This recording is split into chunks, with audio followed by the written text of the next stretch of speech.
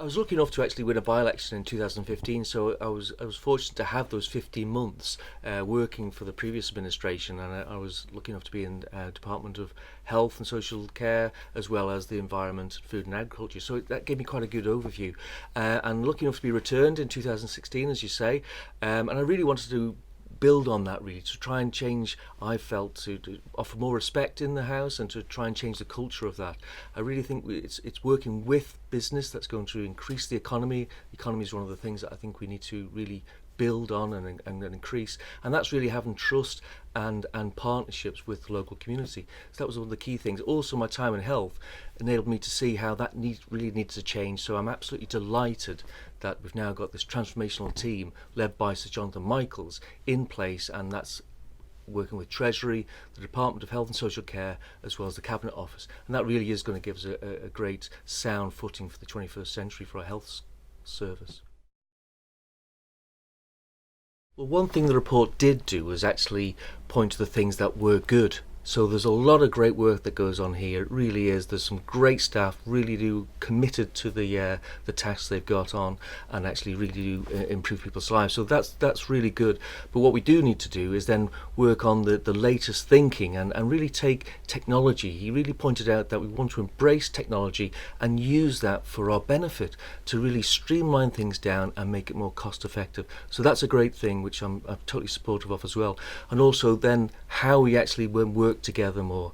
We want to reach out and work with partners in the UK, so that specialist element really wants to be delivered by the experts in the UK, and then we can focus on delivering that emergency care here in the Isle of Man and those other services that we can offer to a good standard.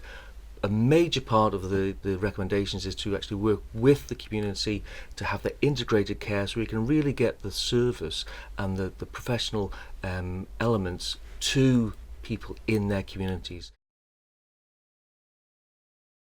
It's really on an issue that's even bigger than health, which is the environment. It's really to get some expert knowledge in, some independent expert knowledge.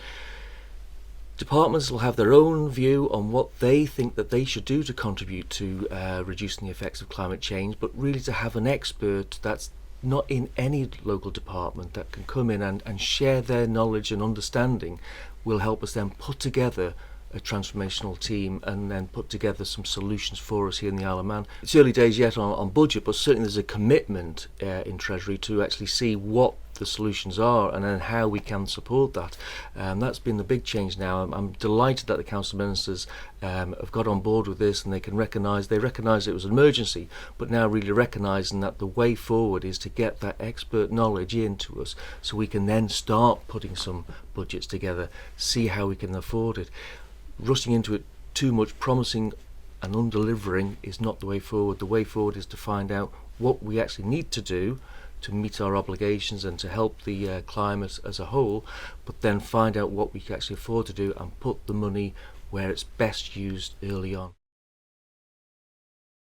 I think the economy at the moment is quite, it's not going down, it's quite flat at the moment, but this could be a massive opportunity to actually build on that.